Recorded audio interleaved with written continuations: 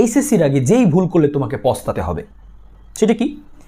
আমরা অনেকেই এই কাজটা করি যে যখন আমরা এসএসসি প্রিপারেশন নিয়ে আগ মুহূর্তে আমরা সিকিউ নিয়ে ঘ নিয়ে ফিজিক্সে, কেমিস্ট্রিতে, হায়ার ম্যাথে খুব বেশি আমরা সময় দিই, কিন্তু একটা ক খ এবং এমসিকিউ এই দুইটা জিনিসের উপর আমরা খুব অবহেলা করি। সিকিউ ফেল মানে কি পুরাই কিন্তু তোমার ওই সাবজেক্টে কিন্তু ফেল চলে আসবে এবং পুরা ফেল চলে আসবে। তো একটু সতর্ক হও, এই জিনিসটাই বলার জন্য আসলাম যেন পরের আফসোস করতে না হয়। এই এমসিকিউ তুমি যদি ভালো করতে না পারো ভাইয়া, তুমি কিন্তু এইচএসসিতে এ প্লাস পাওয়ার দৌড়ে অনেক পিছায় যাবা। কেন কথাটা বললাম? কারণ তুমি যখনই হচ্ছে পরীক্ষা দিতে শুরু করো, তোমার প্রথমেই কিন্তু তোমার কিন্তু এমসিকিউ বা ওএমআর শিটে তোমাকে দেয়, অর্থাৎ এমসিকিউ পরীক্ষাটা আগে হয়, তারপরে কিন্তু তোমার রিটেন পরীক্ষাটা হয়।